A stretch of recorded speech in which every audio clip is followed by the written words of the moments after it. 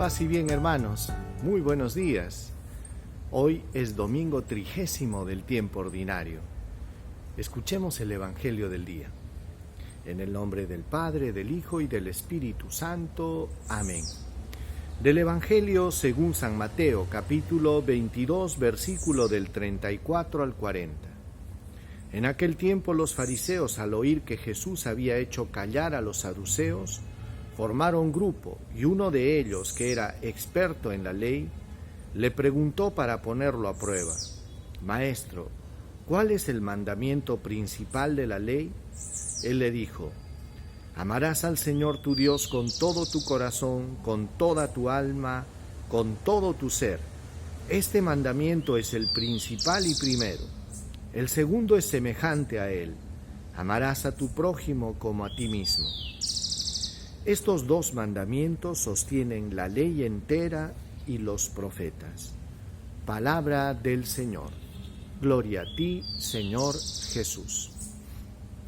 Hermanos, hoy Jesús nos ha regalado una gran enseñanza, una enseñanza que puede resumir la religión cristiana en esta declaración que hace Jesús, una declaración maravillosa. ¿Qué había pasado? Los fariseos se habían quedado preocupados porque Jesús había dejado malparados a los saduceos, había dejado callados. Ellos se reunieron y consiguieron a una persona experta en la ley para que pueda tender una trampa a Jesús, hacerle una pregunta para que él cayera. Y le pregunta a este maestro de la ley, le hace una pregunta obvia para cualquier judío. Le dice: ¿cuál es el principal de los mandamientos? Y es que es bueno que sepamos que entre los judíos, hermanos, aparte de los 10 mandamientos, había un cúmulo de normas y preceptos que el cumplirlos se convertía en una carga insoportable, que muchas veces la gente ya no sabía qué hacer. Imagínense que hasta estaban estipulados la cantidad de pasos que tenían que dar el día sábado, y si tú dabas uno más, incurrías en falta porque habías incumplido la ley. Cosas como estas había muchas. Y entonces le hacen una pregunta a Jesús, y Jesús obviamente responde que el principal de todos los mandamientos es: amarás al Señor tu Dios con todo tu corazón, con toda tu mente, con todas tus fuerzas. Pero Jesús no se queda en ese solo mandamiento, sino que dice: pero también hay otro semejante a este: ama a tu prójimo como a ti mismo. De esta forma Jesús resume, dice, la ley y los profetas. En estos dos mandamientos se resume toda la ley y los profetas. ¿Qué quiere decir? Que sobre estas dos columnas, hermanos, se puede construir una religión y una fe auténtica, no desencarnada, no alienante. Una fe alienante te saca de la realidad, te desconecta del mundo y te aparta del amor al prójimo, mientras que una fe real y verdadera siempre te conecta con el prójimo. Fíjense, los santos han sido el modelo perfecto de este amor a Dios y amor al prójimo. San Francisco de Asís iba a lavarle las heridas a los leprosos. San Martín de Porres, conocido como Martín de la Caridad.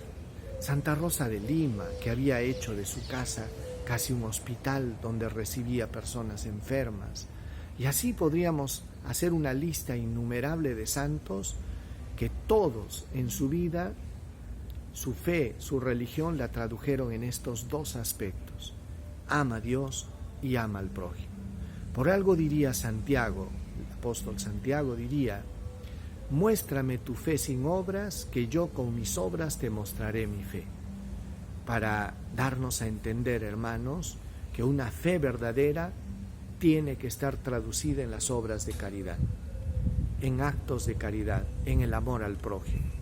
Y es que es lógico que una persona que ha experimentado el amor de Dios, que se ha sentido amado por Dios, perdonado por Dios, este amor se traduce en caridad.